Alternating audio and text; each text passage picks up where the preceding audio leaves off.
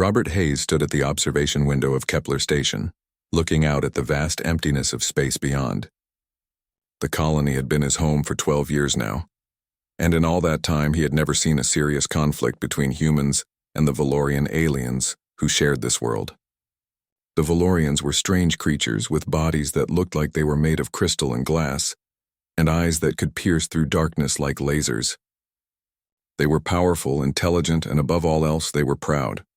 The colony itself was a marvel of cooperation. Humans and Valorians worked side by side in many areas, following strict treaties that had been written and rewritten over the years.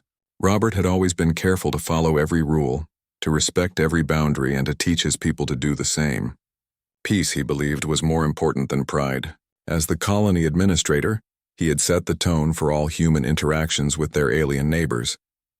His daughter Claire was the reason he had always worked so hard to maintain this peace. She was born on Kepler Station 13 years after Robert arrived. Growing up among aliens had made her curious and brave. She spent her days studying the strange plants and animals of the planet, wanting to understand how life worked in this new world. At 23 years old, she had become one of the most respected scientists in the colony. Robert was proud of her in a way that went beyond words. She represented everything he hoped humanity could be: intelligent, kind, and willing to learn from other species. Claire had been working on a project that required her to collect samples from the northern continent. The research was important, and all her work had been approved by both human and Valorian authorities. She had studied the maps carefully, understood the boundaries, and knew exactly where she could and could not go. On the morning of the incident, she had set out with her equipment and her knowledge, thinking it would be a normal day of work just like any other. The restricted zone was marked clearly on all the maps. It was a region that the Valorians considered sacred, a place where they conducted their own experiments and research. The boundary had been agreed upon years ago, and humans had always respected it.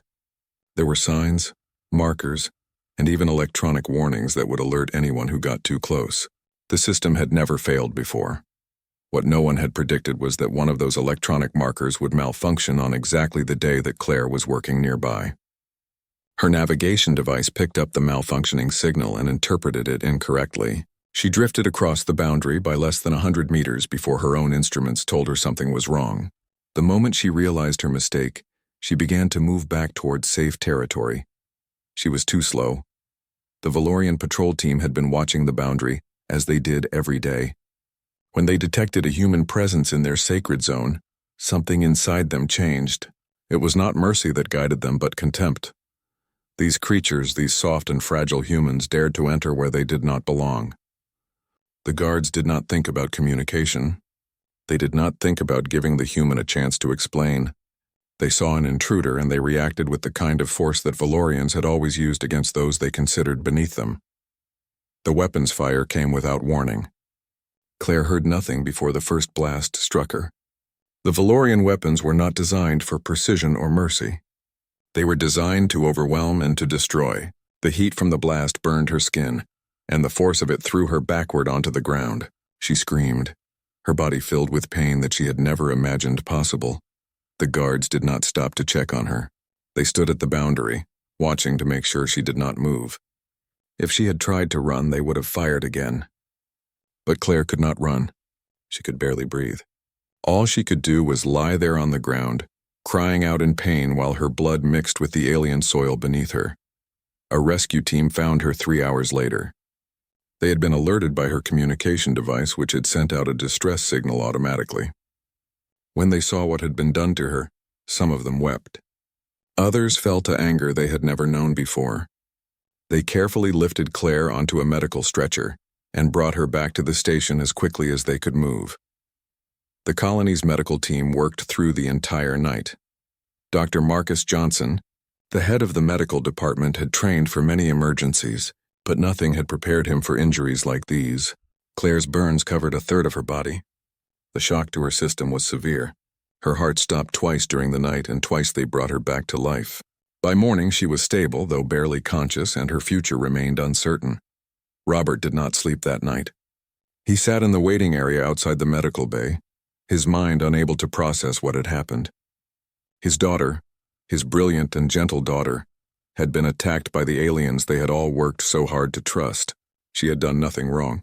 She had crossed a boundary by accident, a simple mistake that any human could make, and in response they had tried to kill her. When Commander Vexalth finally issued a statement, Robert felt something break inside him. The Valorian leader was unapologetic. The girl had crossed into protected territory, he said. The response had been lawful and justified. There would be no apology, no compensation, no acknowledgement that anything wrong had been done. The Valorians saw humans as creatures that sometimes needed to be taught harsh lessons. They did not see Claire as a person who deserved kindness or understanding. She was simply a trespasser who had received the punishment she deserved. Robert read that statement while sitting in a chair outside his daughter's hospital room. He read it once and then he read it again. Something inside him changed during that second reading. He had spent 12 years trying to build peace, trying to show that humans could be trusted, trying to prove that cooperation was possible. And in a single moment of violence, the Valorians had shown him exactly what they truly believed about his people. He made a decision that night. He would not accept this. He would not let it stand. But he would not respond with violence because he was smarter than that. He would respond in a way that the Valorians would understand far better than any weapon could teach them. He would show them what humans really were. He would teach them why humans had learned to fight wars throughout their entire history, and he would do it without firing a single shot. Robert stood up from his chair and walked toward the administrative offices. He had a lot of work to do, and he intended to start immediately. Robert spent the entire next day in the colony's data center, pulling files and reviewing records that stretched back over a decade. His hands moved quickly across the holographic displays, his eyes scanning through meeting transcripts, incident reports, and diplomatic communications. He did not stop for food or water. He did not take breaks. He simply read and compiled and analyzed, building a picture of the relationship between humans and Valorians that had been growing clearer with each passing hour. What he found was both enlightening and deeply disturbing. There were patterns in the data, patterns that had not been visible when looking at individual incidents but became obvious when viewed together as a whole. The Valorians had shown contempt for humans consistently year after year. There were small incidents that had been overlooked, minor conflicts that had been forgotten, and constant reminders that the aliens saw themselves as superior beings. 3 years ago, a human engineer had accidentally damaged a piece of Valorian equipment while working on a joint project. He had apologized immediately and offered to help repair it. The Valorians had demanded that he be fired from his job and exiled from the colony. Humans had agreed to this demand just to keep the peace. Robert had signed that order himself, and he had never questioned it at the time. Now, as he read through the file again, he felt shame wash over him. 2 years ago, a Valorian scientist had stolen research from a human colleague and claimed it as his own work. When the human pointed out the theft, the Valorians had simply stated that all research conducted on their world belonged to them by law. The human had been forced to give up credit for years of work. Robert had accepted that ruling without protest, believing it was the price of maintaining stability. Just last year, a Valorian guard had struck a human colonist who had accidentally bumped into him in a marketplace. The human had been injured and required medical attention. When Robert had requested an explanation, the Valorian commander had simply said that the human should have shown more respect and stayed out of the way. No apology had been given. No compensation had been offered. The human had simply been told to be more careful in the future, and there were hundreds of smaller incidents. Humans being denied access to certain areas, humans being given the most difficult and dangerous jobs, humans being told their opinions did not matter in joint decisions, humans being treated as creatures that could be ordered around like animals. Robert had accepted all of it, telling himself that peace was more important than pride. Now he wondered if he had simply been a coward. When Claire was attacked, it was not an isolated incident. It was simply the most violent expression of an attitude that the Valorians had always held. They saw humans as inferior. They saw humans as creatures that could be hurt without consequence. They saw humans as people whose lives did not truly matter. Robert finally left the data center as the sun was setting on the colony. He carried with him a complete record of every insult, every injustice, and every instance of Valorian contempt that he could find. He brought these files to Mayor Patricia Crawford, the elected leader of the human colony. Patricia was a woman in her 50s. gray hair and sharp eyes, someone who had spent her entire life believing in diplomacy and cooperation. Patricia read through the files for hours. Her expression grew darker with each page. She saw what Robert saw. She understood what it all meant. When she finally looked up from the holographic display, her voice was quiet but firm. "What are you suggesting?" she asked. "I am suggesting that we have been approaching this wrong," Robert replied.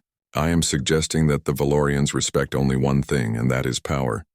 But not military power, not weapons. I am suggesting that we have a different kind of power, and we have simply refused to use it." Patricia leaned back in her chair. "Explain!" Robert took a deep breath and began to explain his theory. The colony's economy depended heavily on human expertise and human labor. The agricultural systems that fed everyone on Kepler Station had been designed by humans and were maintained by humans every single day. The water purification technology was human-built. The medical equipment that even kept some Valorians alive was human-engineered.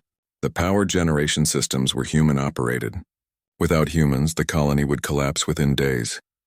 "The Valorians see themselves as masters," Robert said, "but they are dependent on us. We provide the services that make their comfortable lives possible. What if we simply stopped providing those services? What if we removed our labor, our expertise, and our cooperation from every system they rely upon?" Patricia's eyes widened. "You are talking about a strike." "I am talking about a demonstration," Robert corrected. "I am talking about showing them exactly what life looks like without human support. I am talking about teaching them that they cannot treat us the way they have been treating us, and I am talking about doing it without firing a single weapon." Patricia was quiet for a long time. She was a woman who believed in rules and processes and proper channels, but she had also just finished reading the history of how the Valorians had treated humans, and she knew that the proper channels had failed. She knew that diplomacy had failed. She knew that peaceful cooperation had been rejected, even though humans had been offering it all along. "I will convene a meeting with the other leaders," Patricia said finally. "But I need to ask you something first. Are you prepared for this? Are you prepared for the consequences if this does not work the way you hope?" Robert nodded. "I am prepared, because I know what will happen if we do nothing. Claire will heal, but there will be others. There will be more attacks, more injuries, more pain, and each time the Valorians will believe they were justified. Each time they will feel more confident in their right to hurt us. Eventually they will push us out completely, and humanity will be remembered in this sector as a species that could be bullied and broken. I cannot accept that. I will not accept that." Patricia made her decision that night. Over the next week, she and Robert contacted other colony leaders, other scientists, engineers, and workers. They presented the data. They explained the plan. Some people refused to participate, afraid of the consequences, but many others saw the logic in what Robert was proposing. They saw the pattern of mistreatment. They saw the contempt in the Valorian attitude. And they understood that something had to change. By the end of the week, more than 300 colonists had committed to the plan. Engineers who maintained the power systems agreed to stand down. Agricultural workers agreed to stop their labor. Medical technicians agreed to cease all non-emergency procedures. Maintenance crews agreed to abandon their posts. The traders who managed commerce between the two species agreed to close their shops. Robert had not organized an army. He had organized something far more powerful, a unified refusal to cooperate. He had taught his people that sometimes the greatest strength comes not from fighting, but from simply stepping back and showing others exactly what they have been taking for granted all along.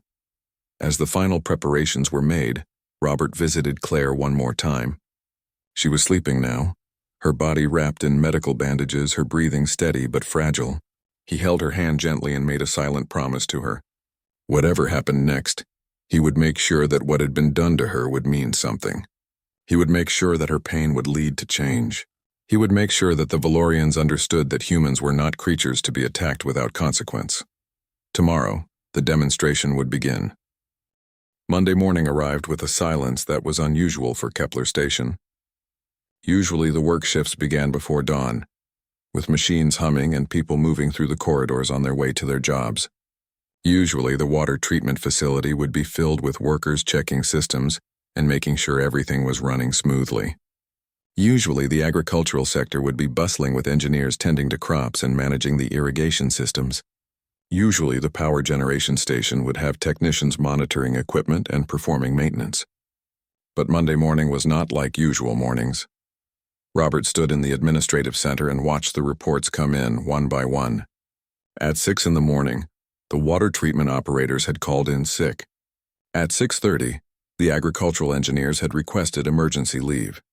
At 7, the power station technicians had reported that they would not be coming to work. By 8 o'clock, maintenance crews had stopped responding to calls.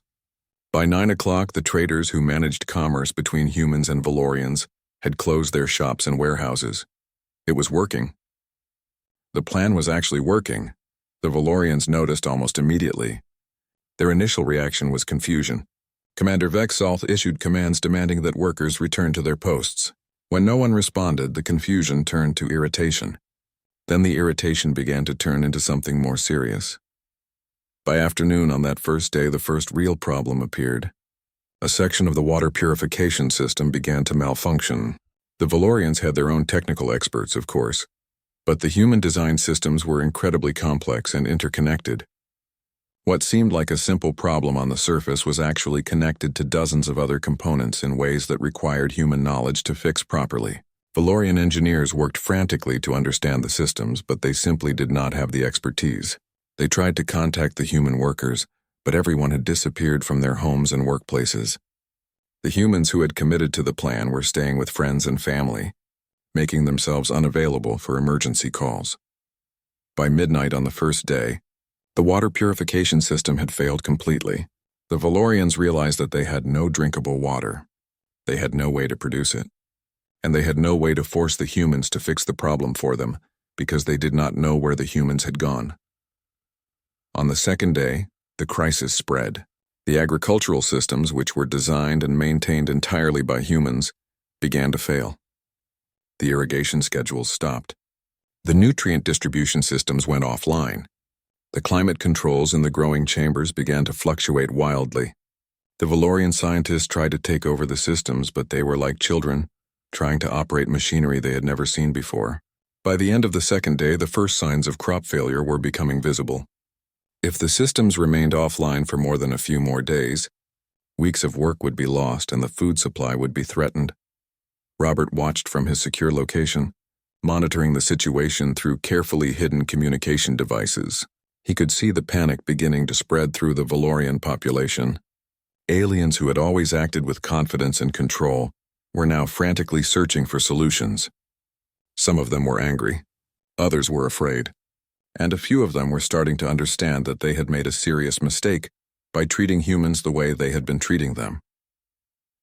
On the third day, the medical crisis began. The colony's advanced medical technology had been designed by humans and was being maintained by human technicians. The life support systems for several Valorian patients began to show signs of degradation. Without proper maintenance, some of them might die. The Valorians demanded that the human medical staff return to work immediately, or they would face execution. But the human staff did not respond. They were protected in secure locations and no threat could reach them. By the third day evening, the power generation system began to show serious problems. The human technicians who managed the delicate balance of energy distribution had left their posts, and no one else understood how to keep everything running smoothly. Power failures began to occur in different sections of the colony. First one building went dark, then another. The Valorians tried to restore power manually, but they kept making mistakes that made things worse. By midnight on the third day, the main power station had shut down automatically as a safety measure, plunging most of the colony into darkness. The Valorians had built a civilization that depended completely on human expertise. They had treated humans as inferior creatures because they had never realized how dependent they actually were. They had assumed that they could simply order humans around and expect cooperation, not understanding that cooperation had to be earned and maintained. Now in the darkness and the chaos, that terrible oversight was coming back to haunt them. Robert received a message on the fourth day. Commander Vexalth was requesting an emergency meeting. The Valorian leader wanted to negotiate. Robert smiled when he read the message, but he also felt a deep sadness. He had hoped it would not come to this. He had hoped that there might be another way. But he had learned long ago that sometimes people would not listen to reason unless they experienced consequences. Robert agreed to the meeting. He told Mayor Patricia Crawford what was happening, and she agreed that it was time to present their demands. But before the meeting took place, they made sure that the Valorians understood exactly how dependent they were. On the morning of the fourth day, just a few hours before the scheduled meeting, the last water storage tanks began to empty. The last food reserves were being consumed. The medical systems that were keeping several Valorian patients alive were beginning to fail without proper maintenance. Robert walked into the meeting chamber knowing that he held all the power now. He had not used weapons. He had not used violence. He had simply removed his cooperation and let the system collapse under its own weight. The Valorians had built their civilization on the assumption that they could take human labor and human expertise for granted. And now they were learning the hardest lesson possible. That assumption had been a terrible mistake. Vexalth sat at the head of the council chamber, his crystalline body gleaming under emergency lights, his eyes fixed on Robert with a mixture of anger and desperation. He had never been in a position where he needed to negotiate with a human before. He had never had to treat a human as an equal. The experience was clearly painful for him, but his desperation was stronger than his pride. "What do you want?" Vexalth asked quietly. Robert took a breath and prepared to explain. The Valorians were about to learn what humans had learned thousands of years ago during their wars throughout Earth's history. They were about to learn that power was not just about weapons and physical strength. They were about to learn that sometimes the most powerful weapon of all was simply the refusal to cooperate. And they were about to learn why humans had always been willing to fight for their dignity and their right to be treated with respect. The demonstration was working perfectly, and the real negotiation was just beginning. The council chamber was cold and dark, except for the emergency lighting that cast everything in a strange blue glow. Robert sat across from Commander Vexalth with Mayor Patricia Crawford beside him. Behind them stood Dr. Marcus Johnson, the head of the medical department, and several other human leaders who represented the different sectors of the colony. They were not sitting in positions of power or authority. They were simply sitting as equals, which was something that had never happened in this chamber before. Vexalth looked at Robert with barely contained rage. His crystalline body seemed to shimmer with barely restrained anger. The other Valorian leaders who sat around the council table were showing signs of distress. Several of them had their eyes half closed, which Robert had learned was a sign of extreme anxiety among their species. They knew what was happening. They knew that their world was falling apart around them, and they had no idea how to stop it. "I have brought you here to understand something," Robert began, his voice calm and steady. "For 12 years, humans and Valorians have lived on this colony together. For 12 years, humans have followed every rule, respected every boundary, and done everything they were asked to do. And for 12 years, humans have been treated with contempt." Vexalth started to interrupt, but Robert raised his hand. To everyone's surprise, including Vexalth's, the Valorian commander remained silent. Robert continued. "7 days ago, my daughter Claire crossed a boundary by accident. One of your electronic markers was malfunctioning. Her navigation system picked up the faulty signal, and she drifted across the line without meaning to. She realized her mistake immediately and began to move back to safe territory. She posed no threat to anyone. She had done nothing wrong. And your guards attacked her without warning. They attacked her without giving her a chance to explain. They attacked her because they did not think her life was worth protecting." The chamber was completely silent. Robert could hear the sound of the emergency generators humming in the background. He could hear the sound of his own heartbeat in his ears. He could see the realization beginning to dawn on the faces of some of the Valorian leaders. They were understanding, finally, that this moment was about more than just broken systems and failed infrastructure. "When I asked for an apology, you said none was needed. When I asked for compensation, you said nothing was owed. When I asked for acknowledgement that any wrong had been done, you refused to acknowledge it. You told me that Claire deserved what happened to her simply because she crossed a line. You treated a human life as if it had no value." Mayor Crawford leaned forward slightly. "That is what led us to make the choice we made. We removed our cooperation. We showed you what happens when humans stop providing the labor and expertise that you have come to depend upon." "You are holding the colony hostage," Vexalth said, his voice low and dangerous. "No," Robert replied firmly. "We are showing you the consequences of your choices. We are teaching you a lesson that humans learned a very long time ago on our homeworld, Earth." We learned that sometimes the only way to make others respect you is to make them understand that you are willing to refuse cooperation. We learned that war comes not when we are weak, but when we allow others to treat us as if we are weak. You have treated humans as if we are weak. Now you understand the truth. Vexalth stood up from his chair. His massive frame cast a shadow across the table in the emergency lighting. For a moment, Robert thought the Valorian commander might attack him directly, but instead Vexalth simply stared at him with an expression that might have been respect, or might have been something else entirely. "What do you want?" Vexalth asked again, but this time his voice was different. It was quieter. It was more measured. It was the voice of someone who was beginning to accept that they no longer had any choice in the matter. Mayor Crawford presented the terms. First, there would be a formal investigation into the incident involving Claire Hayes. Second, the guards who had attacked her would be brought before a joint human and Valorian tribunal to explain their actions. Third, Claire would be compensated for her injuries. Fourth, and most importantly, there would be changes to the law itself. Humans and Valorians would have equal standing in all future disputes. Both species would be required to attempt communication before taking aggressive action. Mixed judicial committees would be formed to hear conflicts between humans and Valorians. And any violence committed by one species against another would be investigated thoroughly and punished fairly. Vexalth listened to every word. Robert could see the Valorian commander processing the demands, understanding that these were not unreasonable requests. They were, in fact, the kind of requests that any species with dignity should have been making all along.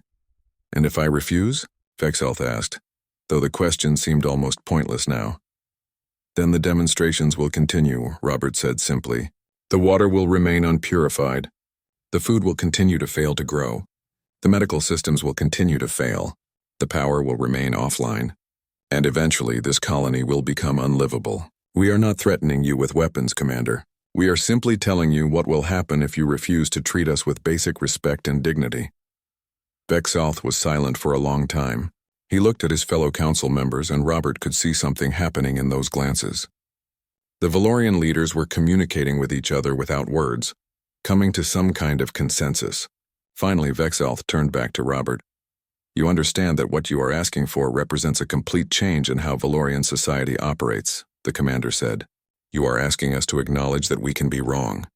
You are asking us to admit that humans are our equals. You are asking us to submit our own people to judgment by creatures we have always considered beneath us." "Yes," Robert replied. "That is exactly what we are asking for. Because that is what justice requires. That is what respect requires. And that is what any civilization requires if it is going to survive and grow and become something better than it was before." Vexalth sat back down in his chair. He closed his eyes for a moment, and when he opened them again, something had changed in his expression. The anger was still there, but it was mixed with something else now. It might have been acceptance. It might have been shame. It might have been the beginning of understanding.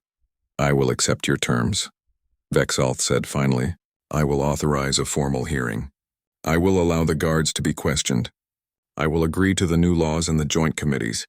But I will also warn you, Robert Hayes. What you have done here, what you have taught us, will have consequences. Other species in this sector will hear about what happened. They will understand that humans are not as weak as we believed. Some of them will respect you for it. Others will fear you for it. And some of you may come to regret the day that you taught the galaxy to fear your species." Robert nodded. He had thought about this already. He had known that there would be consequences. But he also knew that the alternative was far worse. The alternative was a future where humans remained servants, where they remained creatures that could be attacked without consequence, where they remained powerless to defend themselves or their children. "That is a price we will pay," Robert said quietly, "because the price of remaining weak and accepting mistreatment is even higher." The hearing would begin in the morning. The guards who had attacked Claire would face judgment, and the old order of Kepler Station would be replaced with something new. 3 months had passed since the standoff ended. 3 months since the guards who had attacked Claire were brought before the joint tribunal and questioned about their actions. 3 months since they admitted that their violence had not been necessary or justified, but rather a choice made out of arrogance and contempt. 3 months since Kepler Station entered a new era of its existence. The changes had begun immediately after the agreement was signed. The water purification systems came back online within hours. and human technicians worked with Valorian engineers to ensure that everything would continue to function properly in the future.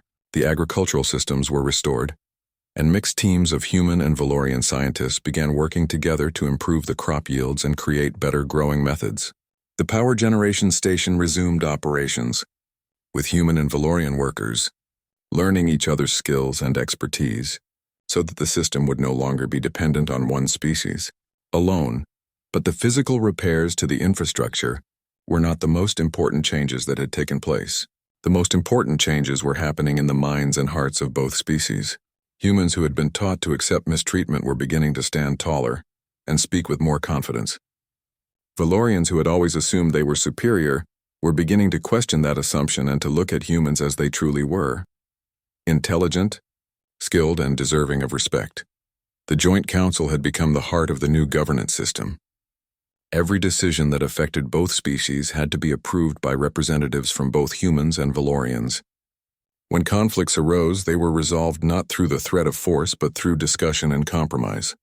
And when someone from either species violated the new laws, they faced judgment before a tribunal that included both humans and Valorians, who could evaluate the evidence fairly.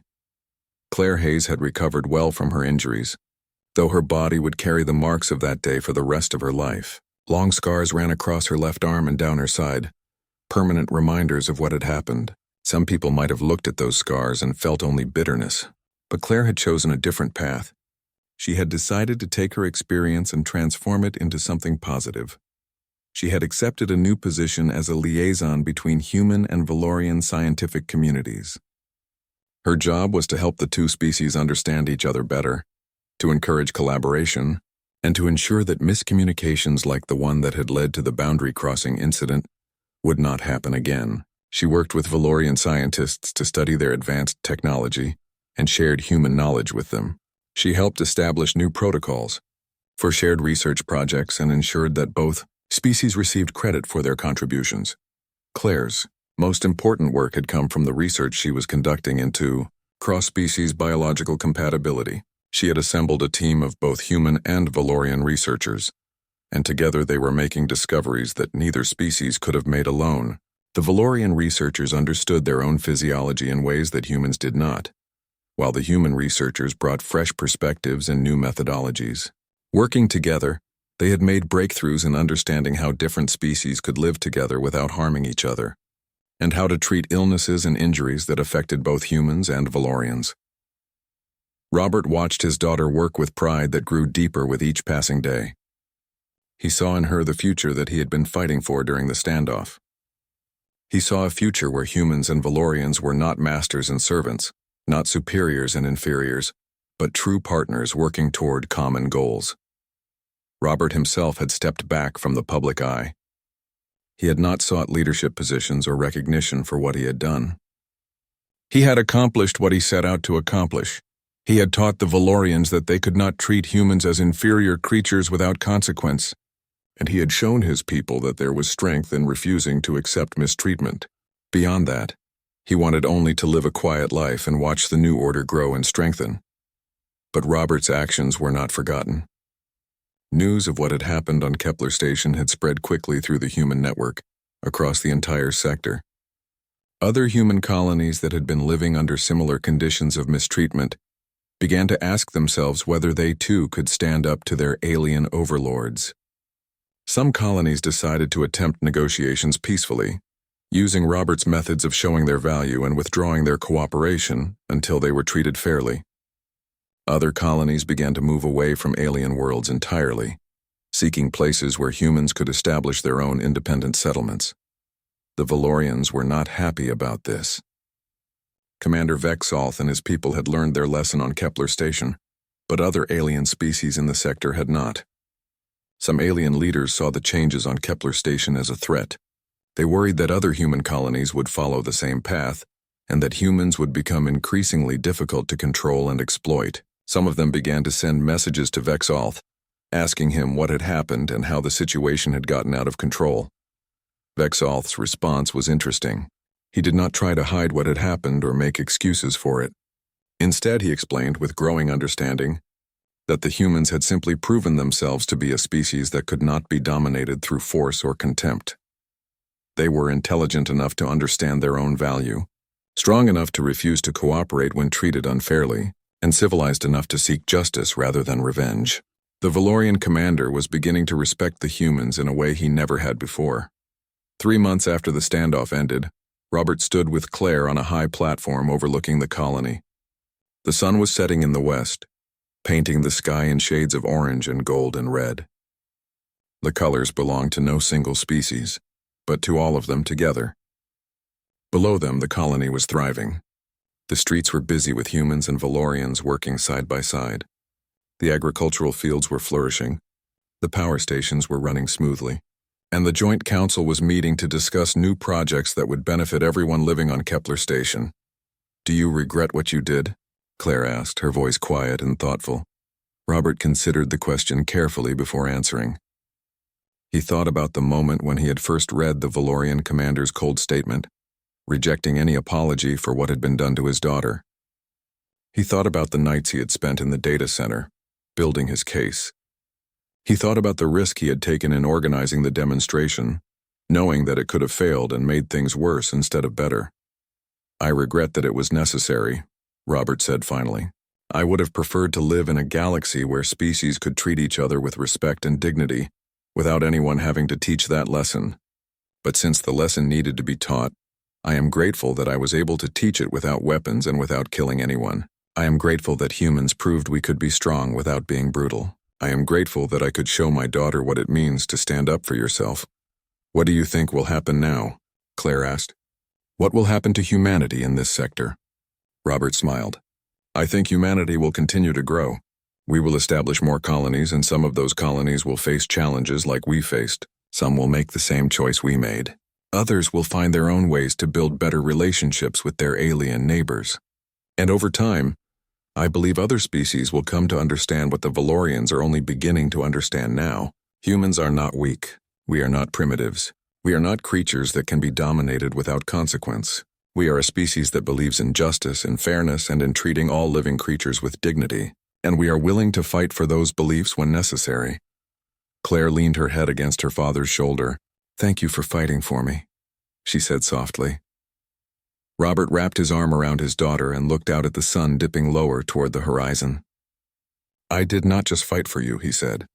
"I fought for all of us. I fought for every human who will ever live in this galaxy. And I fought to make sure that future generations will remember that we could not be broken, we could not be ignored, and we could not be denied our place among the stars."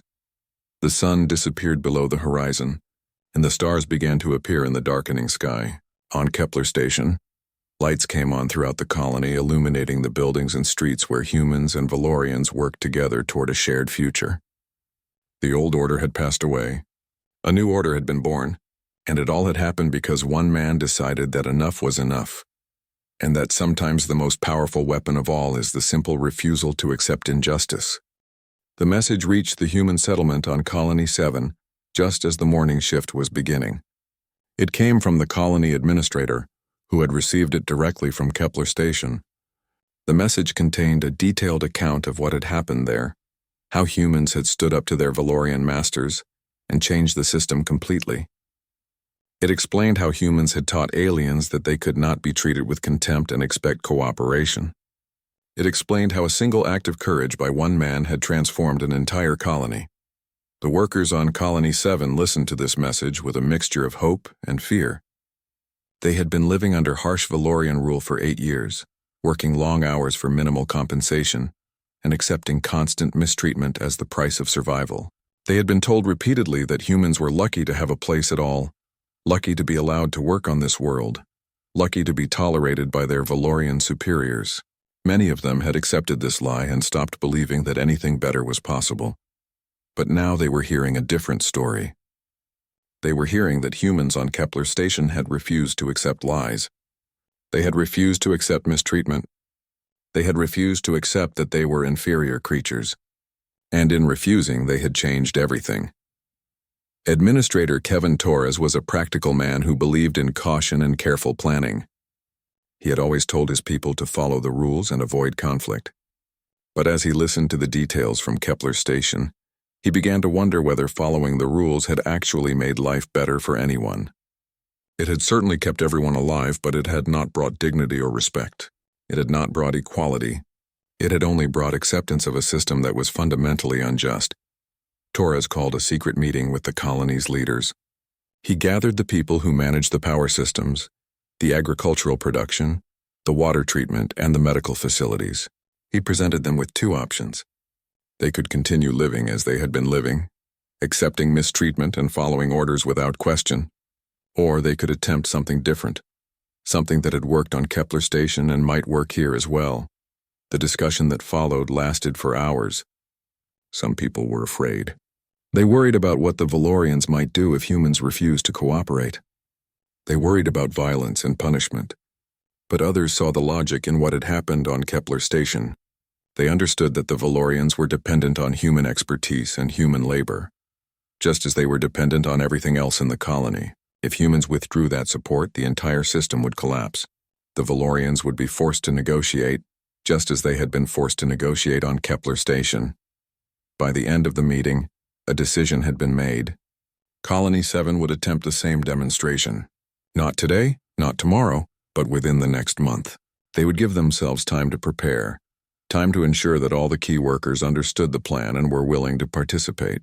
They would give themselves time to organize in secret so that the Valorian authorities would not catch wind of what was happening.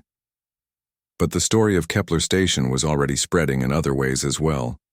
A human trader named David Sullivan had been traveling between colonies, buying and selling goods, and everywhere he went, he told people about what had happened.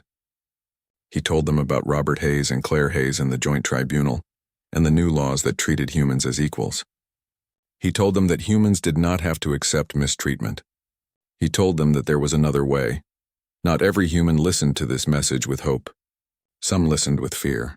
Some listened with skepticism. And some listened with anger. Anger that they had been accepting mistreatment all this time when alternatives had existed. But gradually the message was spreading. It was spreading through whispered conversations in workers' quarters. It was spreading through secret meetings held in dark places. It was spreading through the network of human colonies scattered across the sector. The Valorians were beginning to notice that something was changing. The attitudes of human workers were becoming less submissive. The complaints were becoming more frequent. The willingness to simply accept orders without question was beginning to disappear. Some Valorian leaders saw this as a threat. Others, having heard what had happened on Kepler Station, saw it as a warning. Commander Vexalth received a transmission from the Valorian ruling council on his home world. They were asking for a full explanation of the situation on Kepler Station. They wanted to understand how one of the most powerful Valorian commanders in the sector had allowed a human uprising to succeed. They wanted to know what had gone wrong and how he was going to prevent similar situations from happening in other colonies under his jurisdiction. Vexalth's response was measured and honest. He explained that the situation on Kepler Station had resulted from a fundamental miscalculation about human nature and human capability. The Valorians had assumed that humans would never dare to resist, that the threat of force would always be sufficient to ensure compliance. But the Valorians had been wrong. Humans had proven themselves to be a species with courage, intelligence, and a willingness to suffer short-term hardship for the sake of long-term principles. More importantly, Vexalth explained that the new system on Kepler Station was actually working better than the old system had worked. Productivity was up, cooperation was better, scientific and technological advances were happening faster, because both species were contributing their best ideas. The colony was thriving in ways it had never thrived before. In short, treating humans as equals had turned out to be more profitable and more efficient than treating them as inferior creatures. The Valorian ruling council was not entirely convinced by this argument, but they were beginning to understand the economic logic behind it. And when they looked at the reports from other human colonies, they saw that similar demonstrations and similar negotiations were beginning to take place. The cost of maintaining the old system, the cost of suppressing human resistance was becoming too high. The cost of accepting the new system, of treating humans as equals, was becoming cheaper by comparison. On the night before Colony 7 was supposed to begin its demonstration, Administrator Torres visited the medical facility where the most seriously injured humans were being treated. One of them was a young man named Paul Gregory, who had been beaten by Valorian guards for working too slowly. Paul had refused to move to a different colony or seek better treatment. He had simply accepted his injuries as the price of survival on this world. Torres sat beside Paul's bed and told him about Kepler Station. He told him about Robert Hayes and what he had done. He told him about Claire Hayes and how she was now working as an equal with Valorian scientists. He told him about the new laws and the joint tribunals and the system that treated both species fairly. Paul's eyes, which had been dull and hopeless, began to change. A spark of something appeared in them. A spark of hope, perhaps, or maybe just the simple belief that things did not have to continue as they had always been. "Are you going to try it?" Paul asked, his voice weak but filled with interest. "Yes," Torres replied. "Tomorrow morning it begins. We are going to show the Valorians what humans are truly capable of. We are going to teach them what they should have learned long ago, that we cannot be broken, we cannot be ignored, and we cannot be treated as if we are less than equal." Paul smiled for the first time in months. A small smile, but a genuine one. "Tell me everything," he said. "I want to know all the details of what is going to happen." Torres spent the next hour explaining the plan. He told Paul about how the workers would withdraw their labor from key systems. He told him about how the colony would begin to fall apart without human expertise. He told him about how the Valorians would be forced to negotiate. He told him about how everything could change, not just for this colony, but for every human who had ever felt the weight of alien oppression. As Torres left the medical facility and walked through the darkened streets of Colony 7, he could feel something changing in the colony itself. It was not visible yet, not in any obvious way, but it was there beneath the surface, a gathering force that would soon shake the foundations of the colony and everything the Valorians had built there. Tomorrow the demonstration would begin. Tomorrow, humans on Colony 7 would teach their own lesson about what it meant to be treated with respect. And tomorrow, the ripples from Kepler Station would spread further and wider, touching colonies and worlds and species across the entire sector.